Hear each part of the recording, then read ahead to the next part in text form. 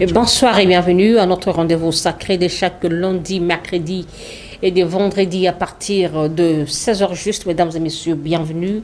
L'émission est à bâton rompu. Un seul invité sur ce plateau. Le co-débatteur a désisté à la dernière minute suite à la pluie. Nous avons Academia, il est cadre de l'ACP. Nous allons parler sur l'évolution actuelle de son parti politique. Nous savons bien que leur mentor a été élagué de la course. Il a été qualifié de fraudeur. Son secrétaire général aussi, maman. Comment évolue leur parti par rapport à la Cour constitutionnelle, les verdicts rendus, l'arrêt rendu par la Cour constitutionnelle, est-ce qu'ils étaient quand même retrouvés? Et puis nous allons parler sur cette question, qui sera l'oiseau rare, qui pourra gérer l'exécutif national? Peine de mort. Academia va aussi rendre son analyse là-dessus, puis sur le dossier insécurité. Je demande à Light de me balancer la vidéo.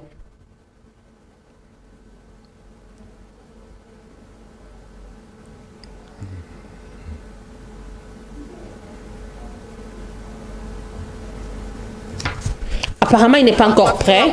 Donc, il est là. Aujourd'hui, c'est le 10.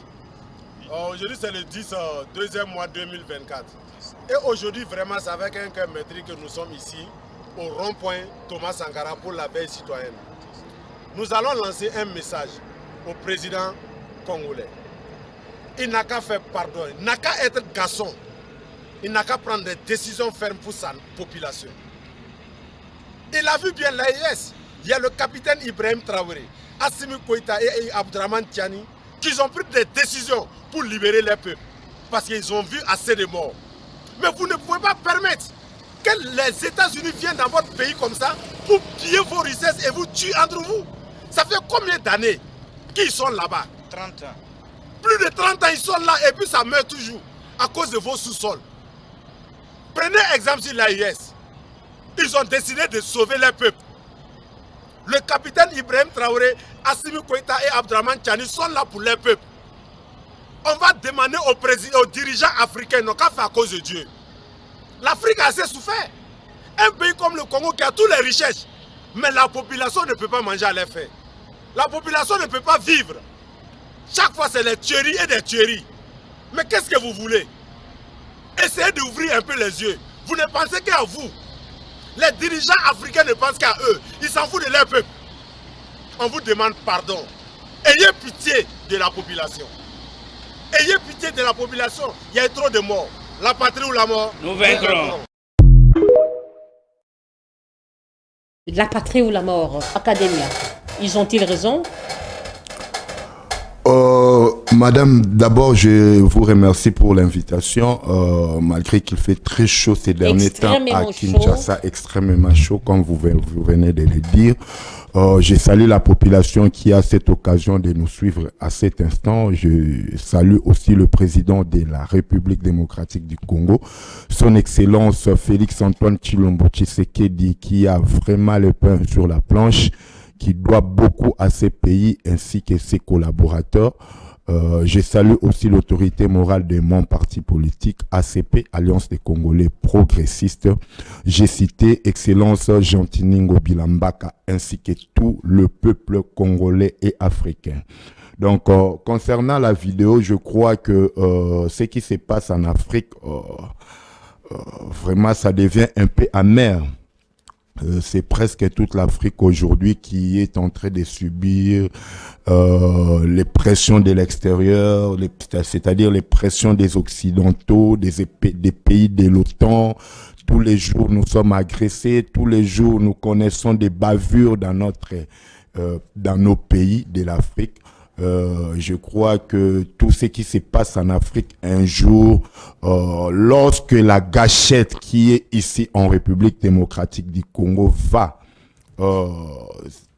lorsqu'on va tirer sur la gâchette, je crois que tout peut balancer et on peut booster tout à partir de la République démocratique du Congo. Je peux que dire cela concernant l'Afrique et tout ce qui se passe en Afrique. Mais ils ont plus insisté sur la RDC. Ils ont interpellé le chef de l'État d'agir, de ne pas laisser le temps aux Occidentaux. Mais c'est ce que j'ai dit, tout ce qui se passe en Afrique, pas seulement en RDC, mais plus particulièrement, si vous voulez que je parle plus particulièrement de la RDC, tout ce qu'ils disent là, je crois que le chef de l'État en a déjà reçu par-ci, par-là. Il y a ses collaborateurs, qui lui soufflent ça à l'oreille. Il y a ses collègues présidents qui lui soufflent cela à l'oreille. Les Congolais aussi disent ceci tout haut, tout comme tout bas. Et puis, bon, qu'est-ce qu'il faut dire encore au chef de l'État? Ces audios ou ces vidéos, il en a tous les jours parce que je sais qu'il est tous les jours branché à côté de son téléphone, en train de suivre tout ce qui s'est dit au monde. Donc, concernant notre pays, nous avons, comme je disais tout au début, là, au sommaire, que le président de la République a le pain sur la planche. Donc, il doit beaucoup se battre pour faire sortir ces pays de là où étaient déjà partis ces pays. Étaient déjà partis, il faut préciser. Et voilà. Comment se porte l'ACP? Oui, l'ACP jusque-là va bien. L'ACP, nous venons de connaître une période un peu de turbulence, mais jusque-là, ça va. Comme vous aviez dit aussi au sommaire de l'émission, que le président ou l'autorité morale du parti, l'excellence Jean-Tiningo Bilambaka, qui était invalidé lorsqu'ils sont partis aux élections, et puis le secrétaire général Charles Mbutamutu, ainsi que d'autres camarades du parti, qui étaient invalidés, soi-disant qu'ils étaient fraudeurs, ils ont détenu... C'était un complot ou encore ils avaient réellement tort? Totalement un complot, parce que le politique, la main politique ou la main politicienne, allais-je dire, a glissé aussi quelque part là-bas. Et cette main, je crois que la main, elle n'a pas arrêté le moteur de l'ACP. Aujourd'hui, Jean-Tiningo Bilambaka était au parquet près la cour de cassation. Comment ça se passe là-bas? Et il était cliné, et le Charles Mbutamu tout de même, ainsi que les autres de l'ACP. Il n'y a personne qui avait détenu les machines à voter, le DEV comme on les appelait. Le dossier est clos? Les dossiers est déjà clos. Je crois qu'ils sont là en homme libre. Jean-Tiningo Bilambaka fait maintenant ses voyages quand il veut, ainsi que le secrétaire général Charles Mbutamu. Mais maintenant, il est acquitté ou encore il est, comment je peux dire, il n'a pas de l'huile sur sa blouse. Maintenant, on pose la question par rapport à la Cour constitutionnelle ou à la CENI. Il a perdu sa voix, ils ont perdu leur siège comme ça. C'est ça aussi les mal avec la République démocratique du Congo d'un côté. Nous faisons en sorte...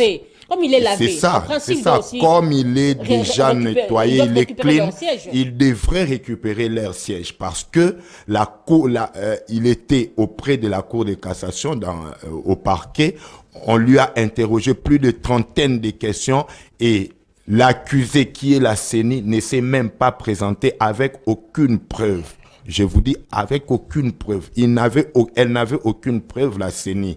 Et aujourd'hui, moi, je me dis qu'il fallait maintenant traduire la CENI en justice parce qu'il a d'abord, discrédité la personnalité d'un gouverneur de la ville. Bon, il n'était pas parti aux élections comme gouverneur, mais d'un homme sérieux comme Jean-Tiningo Bilambaka, un grand homme, et puis de Charles Mbutamutu, ainsi que d'autres camarades. On n'a trouvé aucune preuve, même pas une vidéo. Or, ceux qui avaient des vidéos comme preuve les vidéos qui se sont promenées ici sur les réseaux sociaux, on a vu, mais on n'a même pas interpellé ces gens-là.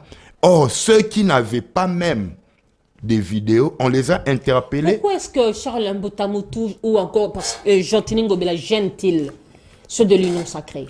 Ils se reprochent de rien. Moi, je crois que, comme on dit à Lingala, Ezaka Kambumo était là, ne babwa kelaka, Libanga. Jean-Tini Mbouma était là. Jean-Tini avec Bilambaka. cette gestion de la ville. Non, la mégestion, c'est une partie. Mais en quoi est-il une longue mûre?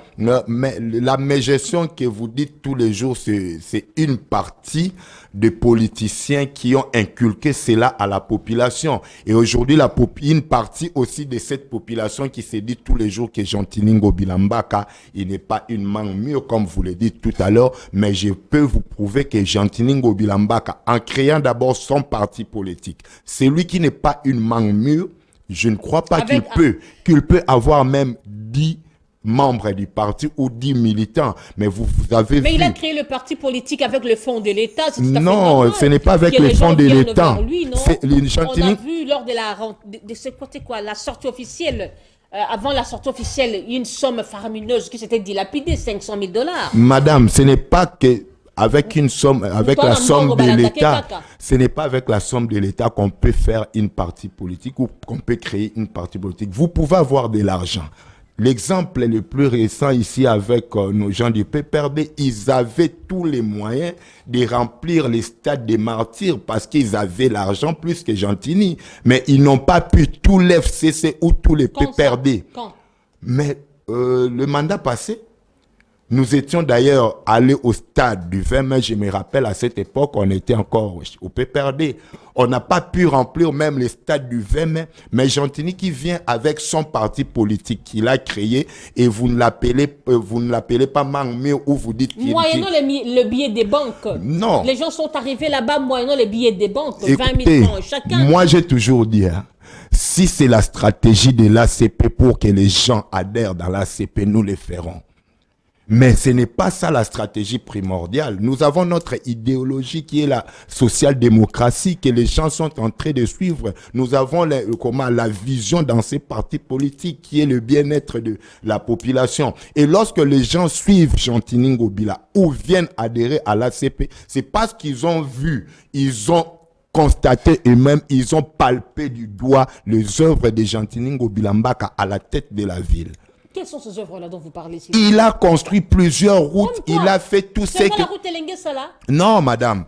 Il y a ce que d'autres gouverneurs qui sont passés avant lui n'ont pas fait. C'est ce qui fait la démarcation. Jean-Tini Ngobila, oui, sa démarcation est parce qu'il a pris l'Assemblée provinciale en otage en créant Dynamique Ngobila. Ah bon? Et les députés provinciaux n'étaient pas à mesure de contrôler l'exécutif provincial. C'est ça. Vous croyez? C'est ça sa démarcation. Non, lorsque vous dites ça, moi je crois que vous devez vous excuser parce que ce sont des insultes auprès de ces gens-là, de ces députés. Entre lui et Godin Poy, après, Bébani, ils se sont disloqués. Tous ces gens-là que vous citez, ce sont des gens intelligents. Moi, je crois que les gens ne savent pas faire ces distinguos. Ils sont intelligents. Mais lorsqu'ils soutenaient Jean-Tini Ngobila Mbaka, c'est parce qu'il est gouverneur et ils ont remarqué en lui le vouloir, le pouvoir, les vouloir faire.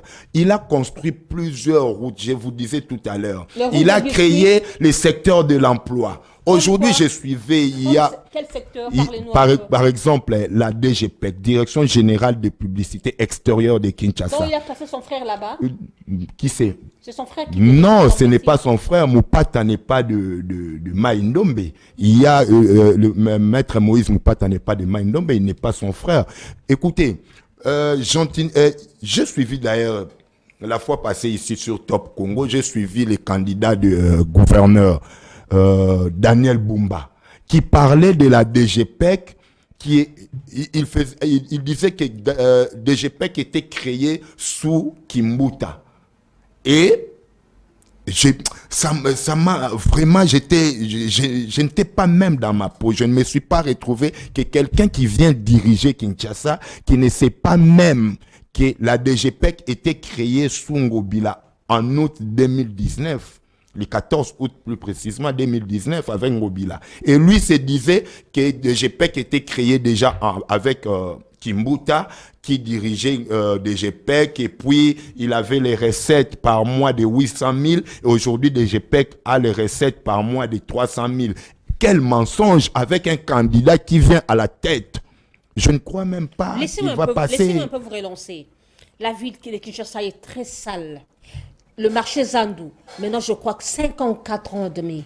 Les gens sont morts, ils ont perdu leurs biens parce que Jean-Tini Ngobila avait pris le marché Zandou en otage sous prétexte qu'il y aura construction.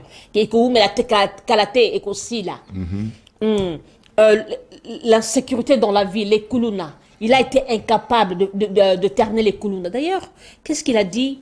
Il avait dit dans une émission, ça sera difficile de mettre fin au phénomène Koulouna. Le Wewa.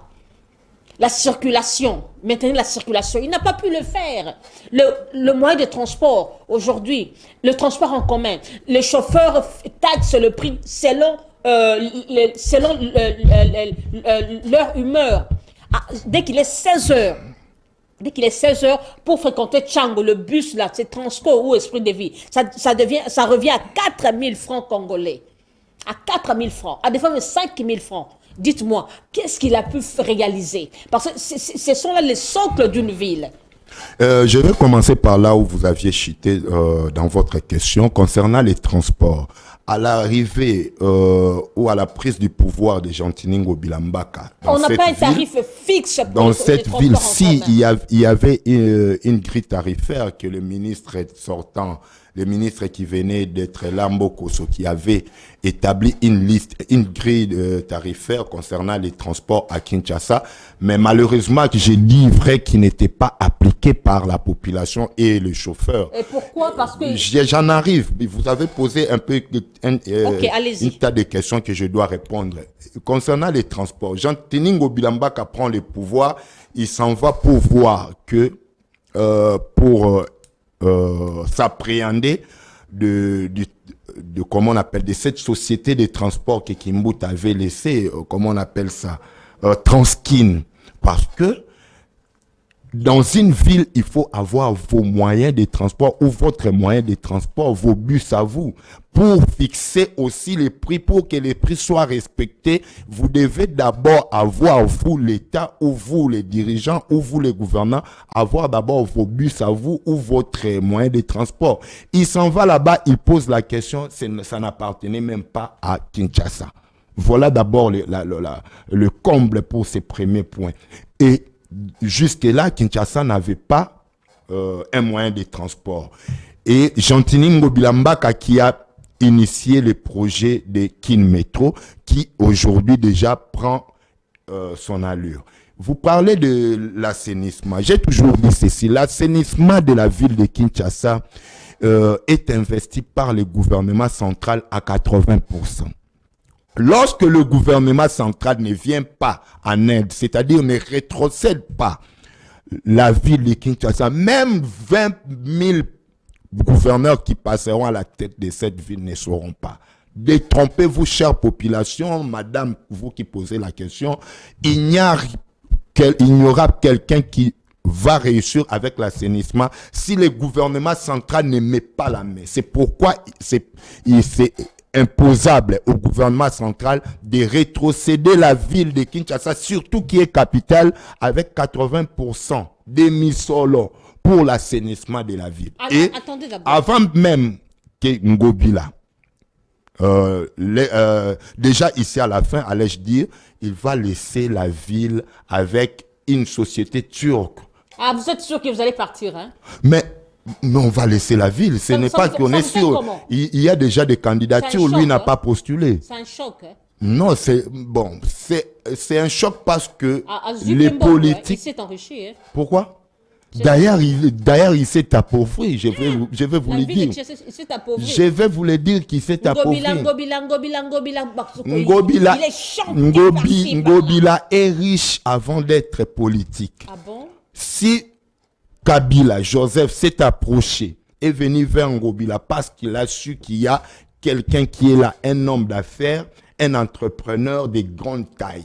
C'est Ngobila. C'est lui qui est venu vers Ngobila pour appeler Ngobila au PPRD. Malheureusement, il n'a rien fait. Hein? Non, il a travaillé à Kinshasa. Vous parlez de Zando. Parce que Zando qui avait... Quand vous dites que non, Ngobila c'est un homme riche, il est venu de la politique avec ses moyens, mais on aurait pu vivre la différence avec celui qui est venu pauvre dans la politique et celui qui... Mais il fait cette différence-là, je vous explique. On n'a pas vu cette Aujourd'hui, Zando que vous êtes en train de dire, non, Zando, il y a des décisions qui doivent être impopulaires ici en République démocratique du Congo, surtout en cette période où nous voulons booster tout en République démocratique du Congo. Il prend la décision qui était impopulaire, bien sûr, de démolir Zando et puis construire un nouveau marché. Et aujourd'hui, c'est fait. Zando est à la fin. On a un marché central avec 80 000 étals, c'est-à-dire là où les commerçants viendront vendre ces 80 000 places. Une capacité de recevoir au moins 200 000 personnes, plus qu'un stade de martyrs.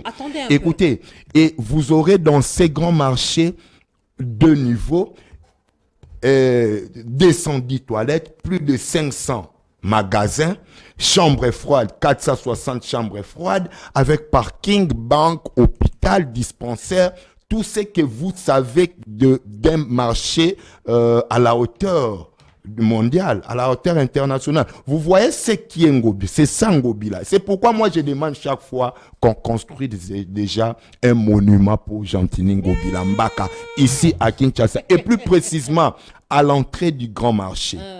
Écoutez madame, ces grands marchés contenaient 3500 places. Et déjà à l'époque, avant la démolition, Ngobila vient poser la question, il y avait déjà 75 000 commerçants.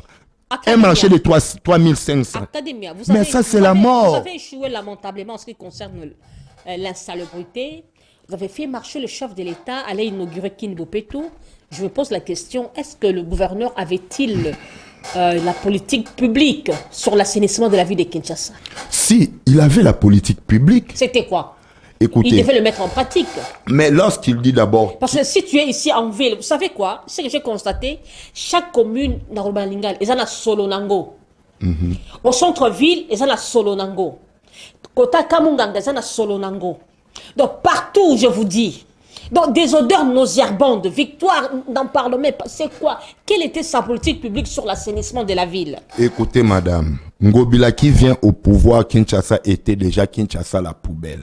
Avant même peut-être que vous terminiez vos études, excusez-moi. Kinshasa, on l'appelait déjà Kinshasa la poubelle. Kimbuta et l'Union européenne laissent en Ngobila des géantes poubelles, vous le savez. C'était aussi ça, déjà Kinshasa et Lumbaka Solo, comme vous dites. Pas comme maintenant. Non, moi je me souviens, Sayo, vous vous rappelez, Sayo, allez à Matete ici, comment on appelle ça, Kingabwa par-ci par-là, vous trouverez des géantes poubelles que l'Union européenne avait laissées. Et qui était venu dégager ces poubelles avec son propre argent de poche? C'est Ngobila. Parce que la ville, à cette époque-là, Kimbuta avait laissé une dette de 67 millions qui est aujourd'hui vidée. Récupérer son argent, non? Non, où c'est? C'est pourquoi je vous ai dit d'ailleurs qu'il s'est appauvri en dirigeant la ville de Kinshasa. La ville de Kinshasa, on n'avait même pas une rétrocession pour l'assainissement. Le président, ici, vient de dire au ministère des Finances, gouvernement central, de remettre en Ngobila 2 millions de dollars chaque mois. Mais on a remis en Ngobila combien de mois? 5 mois seulement. Et le reste des mois pour terminer les mandats. Et vous croyez avec quels moyens qu'on peut faire l'assainissement? L'assainissement dans la ville de Kinshasa, il nous faut au moins 15 millions par mois. Mais on donne 2 millions. Les 2 millions d'ailleurs qui n'étaient pas donnés régulièrement. Et aujourd'hui, Ngobila qui vous construit plus de 60 km à Kinshasa. Une route comme Elengesa. Une route comme Sekoumaf à Tchangou. Une route comme l'avenue Kikwiti. Ces avenues-là n'existaient pas totalement depuis 1960. Le pont Bongolo qui était totalement délabré depuis 1984, lui vient construire. L'université que vous voyez, Kimbangiste, on n'allait plus, et ça n'allait plus exister. Mais Ngobila, lorsqu'il rétablit le pont Bongolo, c'est à ce moment-là qu'il y a eu fluidité et les étudiants fréquentaient l'université. Et voilà. Il y a plusieurs avenues. Allez en Ngiringiri, Birmanie, Makanza, l'avenue Ngiringiri. Les avenues Biscuit. Non, il construit toutes les avenues construites par Ngobila, c'est en béton. Il n'y a jamais eu ces avenues. Même l'avenue Ngouma, que vous voyez en train d'être construite, c'est Ngobila. En train d'être réhabilité, pardon. C'est Ngobila. Et toutes ces avenues, nous disons que c'est un travail qui est fait. Et il n'y aura aucun gouverneur qui le fera pendant son mandat. Ça, je vous l'ai dit. Il n'y a pas eu un gouverneur qui l'a fait même 1 kilomètre. Même l'avenue Kimbuta, qui était surnommée Kimbuta, mais c'était asphalté seulement 800 mètres. Pas 800 kilomètres, 800 mètres. Merci. Et combien t'as 1 kilomètre, c'est Ngobila qui achève cela.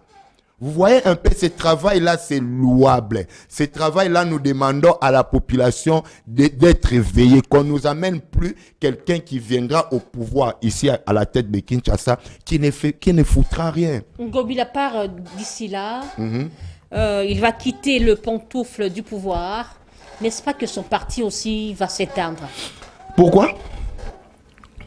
Non, jamais. Je te dis qu'Ngobila a ses moyens. Pour avoir un parti politique, d'abord, il faut avoir des moyens. Ngobila n'a pas eu le moyen ici à la tête de la ville. Ngobila avait l'argent. Sa première parcelle, je me souviens lorsqu'il me dit souvent que petit, moi j'ai eu ma première parcelle à ma campagne, là où il habite, à 27 ans. Lorsqu'il avait encore 27 ans. C'est rare d'en trouver ici. D'y trouver ici à Kinshasa des personnes pareilles. C'est un entrepreneur de grande taille. C'est la première personne qui a eu à créer une entreprise en Europe.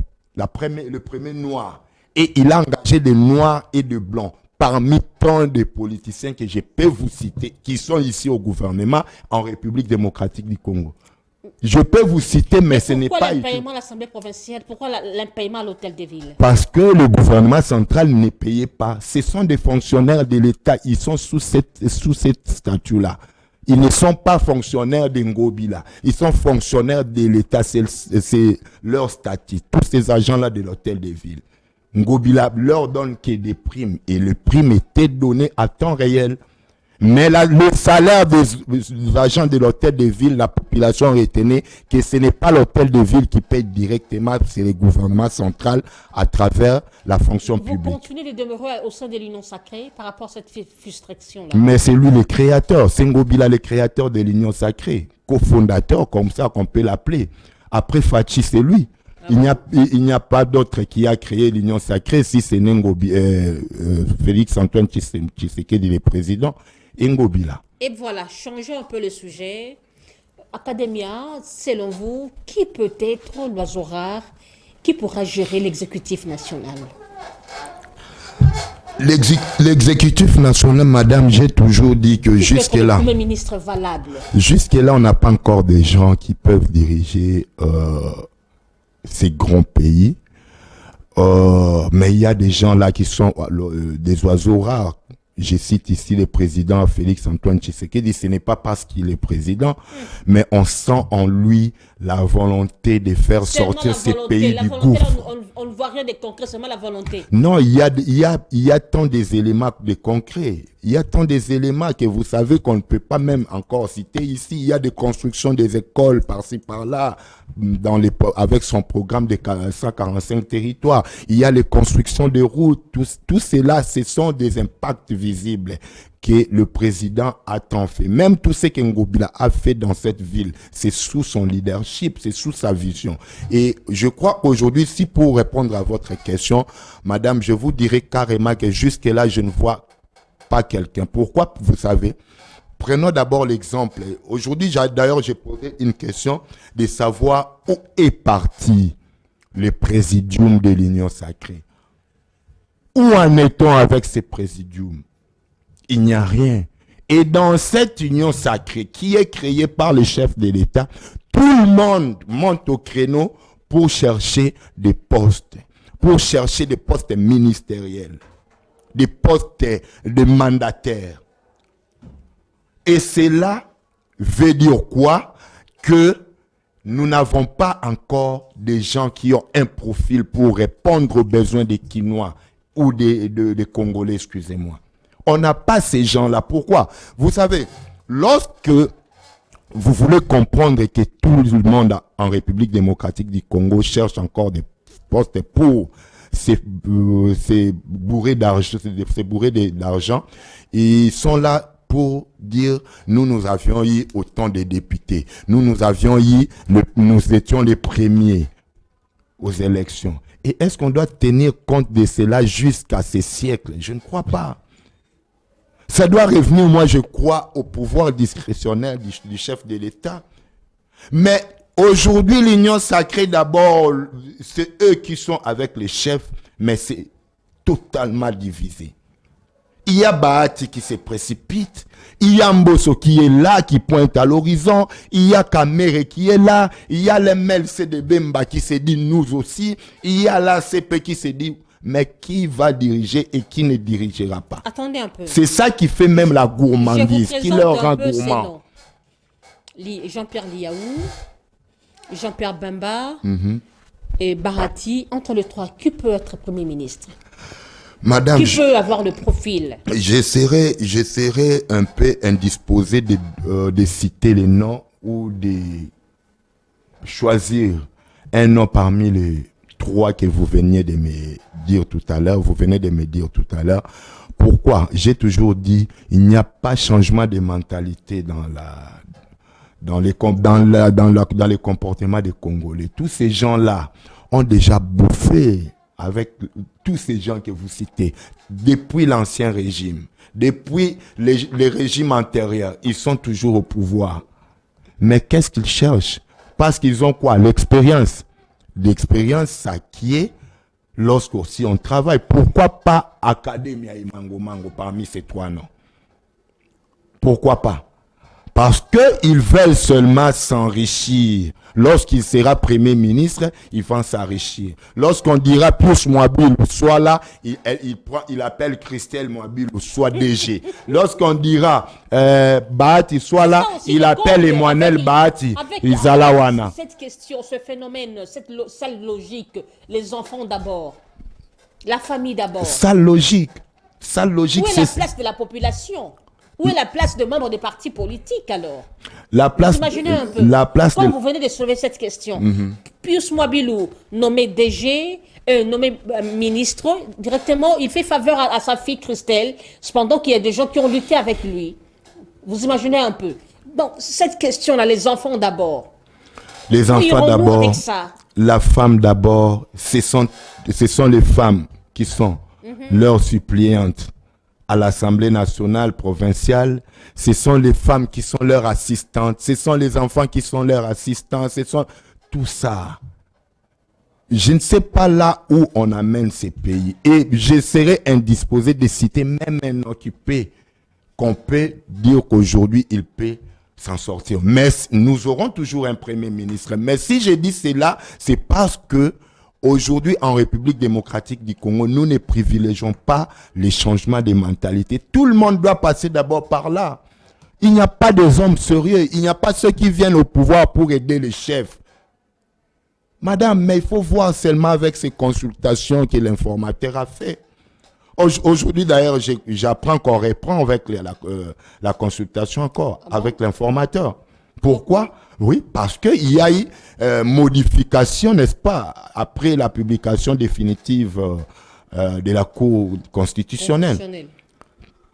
On doit maintenant changer les lignes. C'est-à-dire qu'on n'est pas encore fixé, on n'a pas encore les lignes droites. Donc le ministre va encore continuer à gérer les affaires courantes. Aussi, ils doivent continuer. Une violation de la Constitution. Non, ce n'est pas une violation. Le cumul. Le cumul, si on parle de cumul, c'est... Vous voulez faire l'interprétation en mal? Non, ce n'est pas l'interprétation. Vous dites le cumul, pourquoi? Parce que madame occupe deux fonctions au sein d'une entreprise. Mais non, s'il vous plaît. Le cumul, ils occupent, c'est le fait d'occuper deux ou plusieurs fonctions. Voilà. Pas seulement dans une même entreprise, mais quelqu'un qui est député, qui est aussi ministre.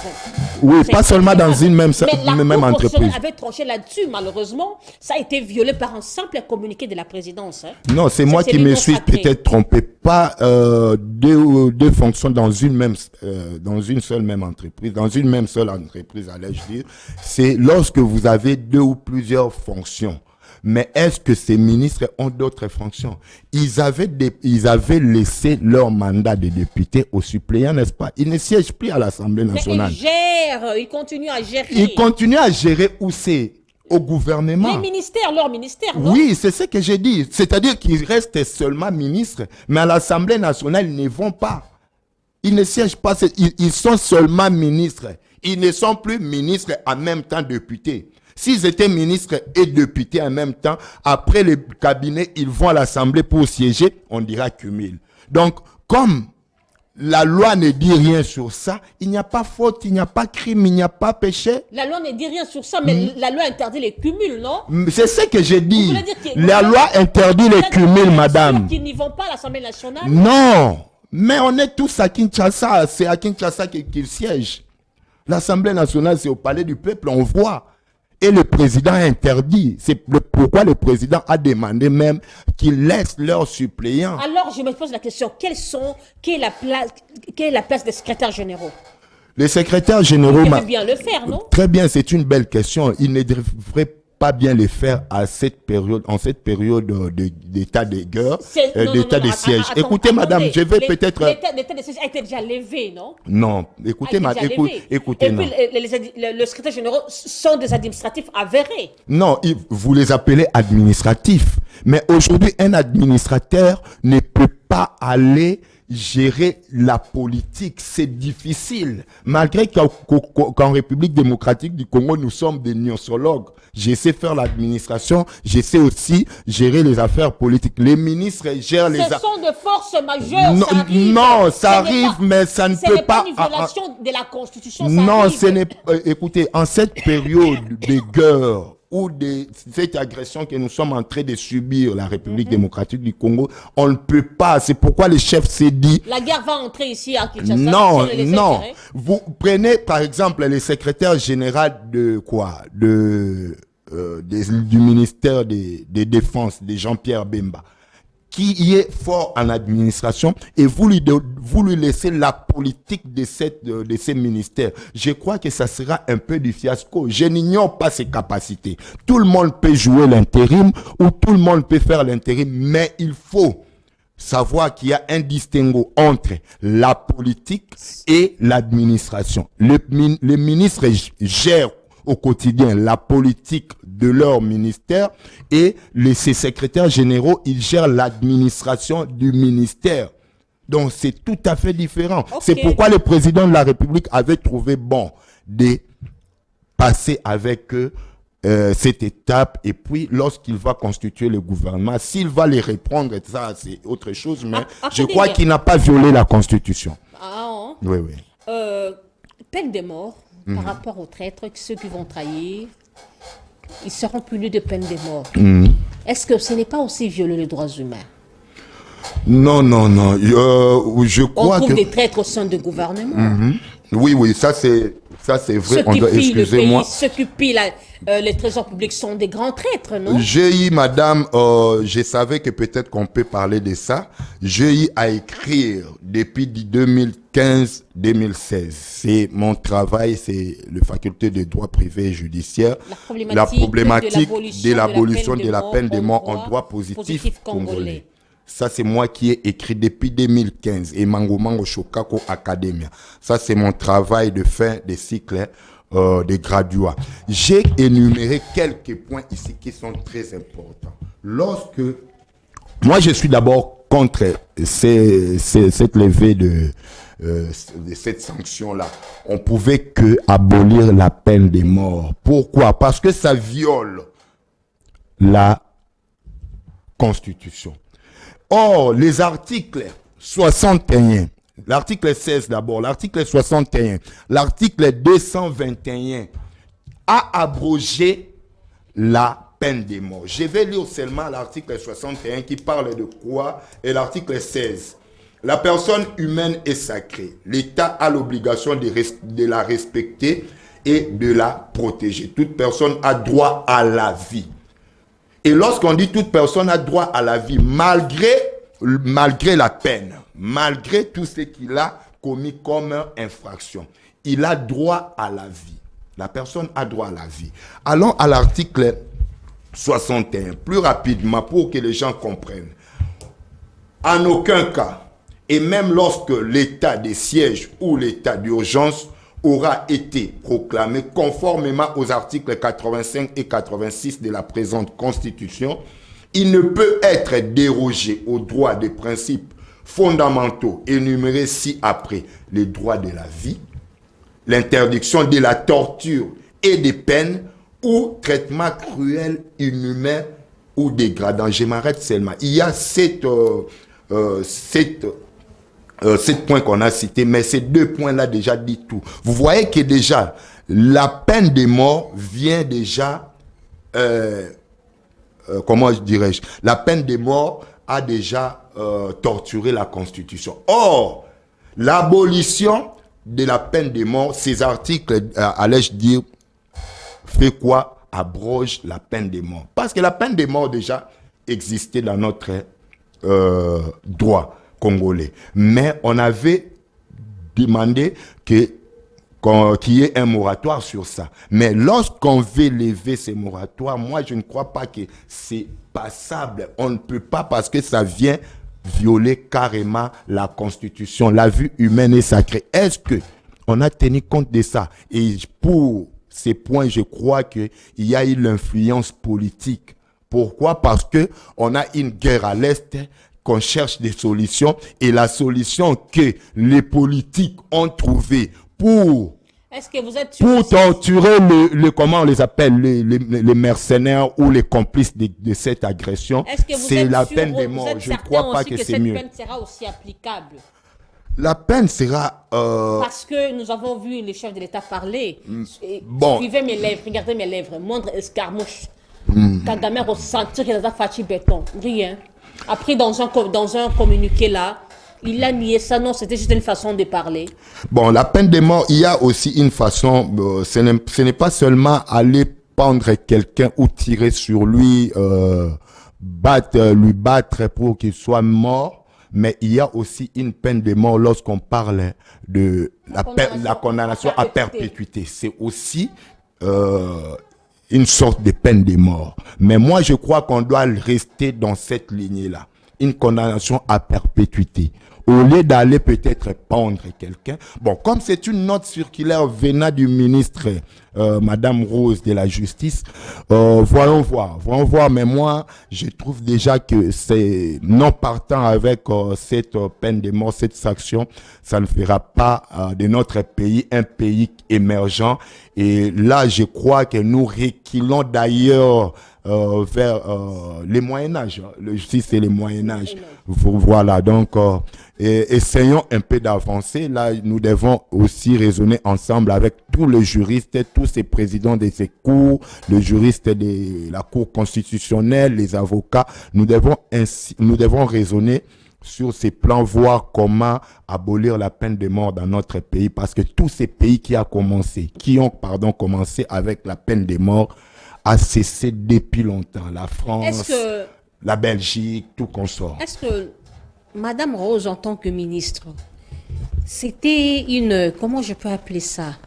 C'était une façon de restaurer notre justice? Madame Rose, comme je disais tout à l'heure, il y a beaucoup à faire. Elle est devenue politique parce qu'elle dirige un ministère de la justice. La justice a beaucoup à faire. Oui, la justice a beaucoup à faire, surtout que ces derniers temps, lorsque le président a dit que la justice est malade. Voilà. Alors pour guérir le malade, il faut tuer. Lorsque la justice est malade et vous demandez à un malade de tuer encore, elle va à la justice, elle va aller tuer n'importe qui. Alors n'importe qui, il faut faire attention. Et là surtout que nous sommes entrés, regardez par exemple, il y a un exemple qui me vient en tête. Lorsqu'on taxe Ngobila, on ment que Ngobila était fraudeur aux élections. Si alors c'était une peine de mort qu'on allait lui infliger. Vous voyez un peu. Or c'était faux. Or c'était du mensonge. C'était une influence politicienne qui a fait que Ngobila soit écarté de la course.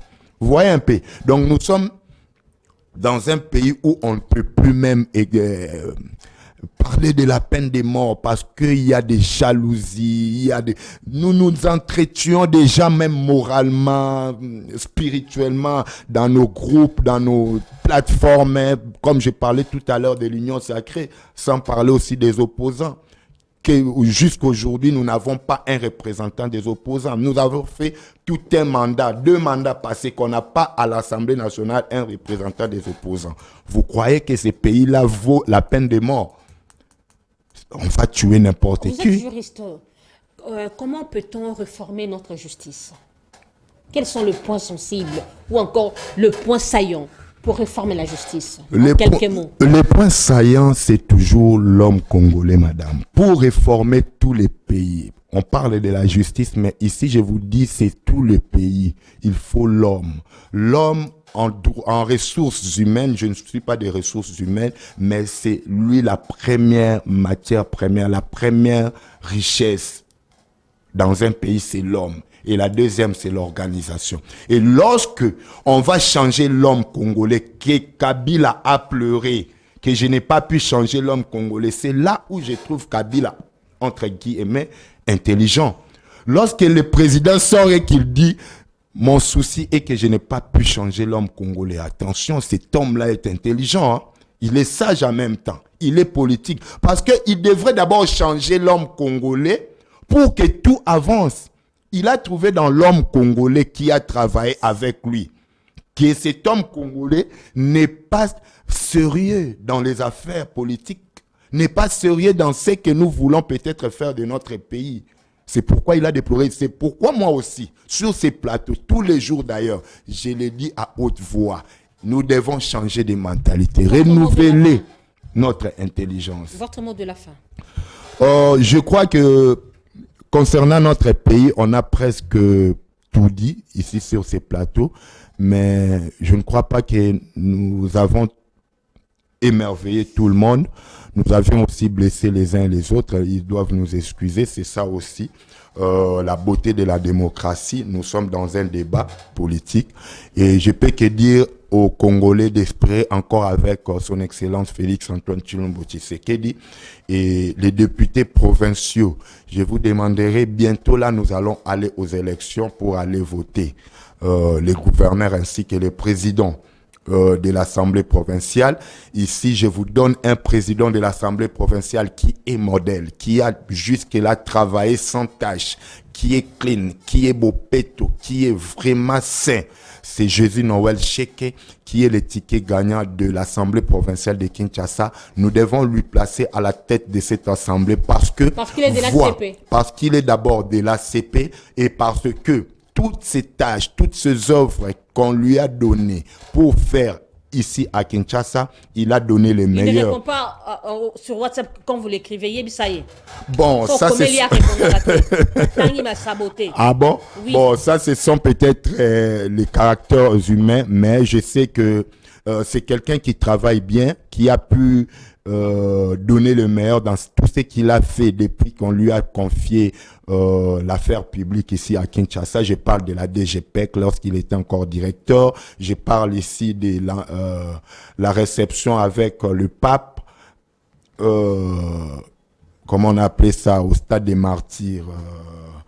Bon, 7 jours, une semaine avec au stade de la francophonie, et puis tous ces événements, c'est lui qui a fait les embellissements, les podiums, tous ces décors, c'est lui, Jésus Noël Cheke. Et cette précision... Vous voulez mener l'esthétique, les décors à l'Assemblée provinciale? Madame, je parle de... Ça, c'est la confusion, ça. Non, je ne parle pas de ce travail-là. À l'Assemblée nationale, il ne va pas poser les podiums ou l'embellissement. Mais je parle de la sérieuxité, merci, de son sérieux qu'il a apporté dans dans ces œuvres qu'il a fait. Il était sérieux, on lui a remis des sommes d'argent costauds et il a fait tout ce qu'il a fait sans tâche. On n'a même pas appris qu'il y a quelque part qu'il a été... qu'il était sans tâche. Si, mais ici à Kinshasa, si vous volez même, si vous détournez même 100 francs, vous serez directement sur les réseaux sociaux. D'avoir répondu à notre invitation. Je vous en prie, madame. Mesdames et messieurs, nous sommes arrivés à la fin de cette émission. C'était à bâton rompu. On a parlé sur plusieurs sujets. Académie, il est cadre de la CP communicateur. Restez branchés sur nos programmes. Merci à Light, merci à Enoch. Que Dieu bénisse la RDC. Que Dieu protège nos femmes, sœurs qui sont violées, qui tombent au jour le jour. Et que Dieu garde son peuple. Au revoir, Inch'Allah. Inch'Allah.